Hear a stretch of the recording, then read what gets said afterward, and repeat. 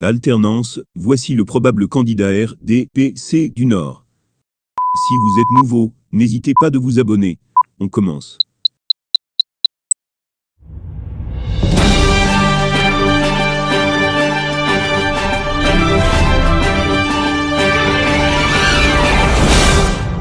Au sein du Sérail, le combat entre Franck Biya et Ferdinand Gongo est plus le scruté par les analystes politiques.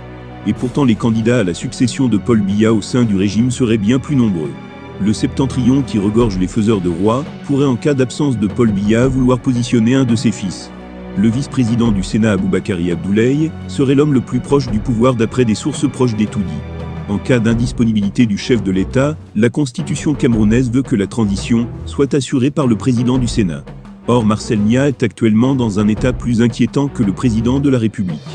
Selon plusieurs sources, c'est Aboubakari Abdoulaye qui dirige réellement le Sénat. Aboubakari Abdoulaye est, en quelque sorte, le véritable patron du Sénat, même si Paul Biya se refuse à mettre Nia à la retraite. Cela lui donne une assise politique au niveau national et à l'intérieur du parti au pouvoir, résume un parlementaire à Yaoundé. Le vice-président est un inconditionnel du régime Biya. Il a d'ailleurs fait de grands sacrifices pour le parti pouvoir.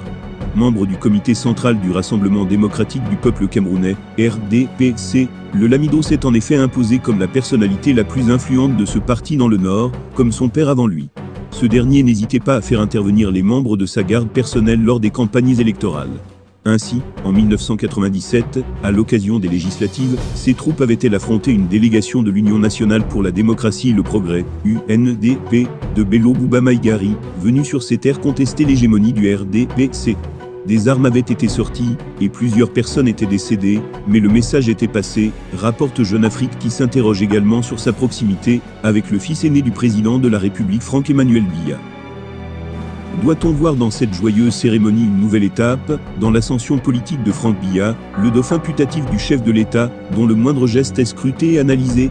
Ou bien cette opération de communication vise-t-elle essentiellement à confirmer à un auditoire local que l'hôte du jour, Aboubakari Abdoulaye, est une personnalité décidément très influente, s'interroge le journal après le déplacement de Franck Biya dans le Septentrion pour célébrer l'anniversaire du RDPC.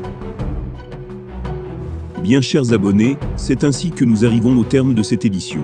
N'hésitez pas à continuer de nous soutenir à travers vos commentaires. Merci.